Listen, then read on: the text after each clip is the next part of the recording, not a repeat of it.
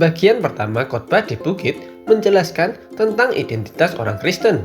Konteks pengajaran Matius 5 ayat yang pertama sampai ke-16 ditujukan khusus kepada pengikut Kristus.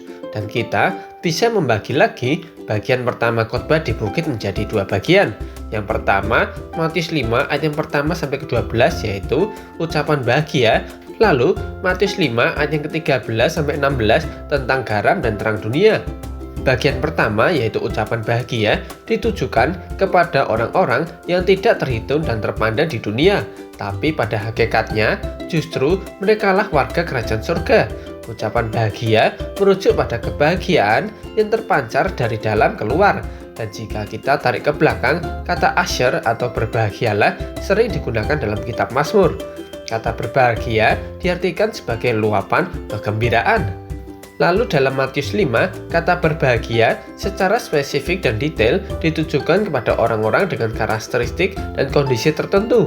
Bisa dibilang, inilah ciri-ciri warga kerajaan surga. Dimulai dengan ciri warga kerajaan surga yang paling pertama dan mendasar, yaitu hidup yang bergantung sepenuhnya kepada Allah. Lalu mereka akan berduka cita karena dosa-dosa mereka. Mereka akan menjadi lemah lembut, semakin haus dan lapar akan kebenaran Tuhan, sehingga mereka akan memiliki belas kasihan kepada orang lain, memiliki hati yang suci, dan akan selalu membawa damai.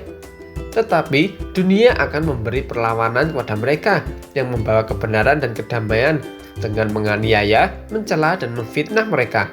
Tapi Tuhan Yesus menegaskan identitas sekaligus menjelaskan asal mula kebahagiaan mereka, yaitu karena mereka adalah anak-anak Allah dan upah mereka besar di surga.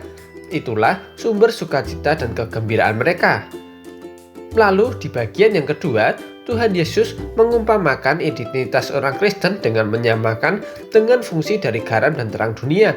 Tuhan Yesus menjelaskan fungsi utama garam yaitu mengasinkan.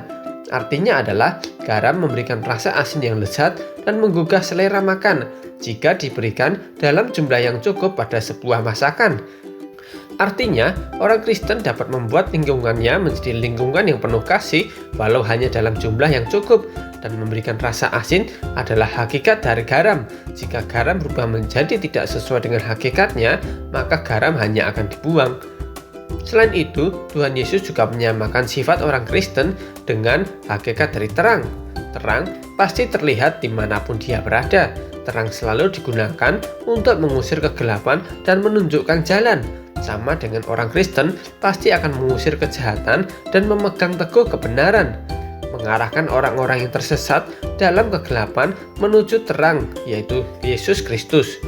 Garam dan terang disambung dengan kata dan, yang artinya garam dan terang adalah setara, atau dengan kata lain, garam dan terang merupakan dua buah peran dalam satu kesatuan, sebuah fungsi umum yang bisa dirasakan dan dilihat oleh semua orang tanpa terkecuali.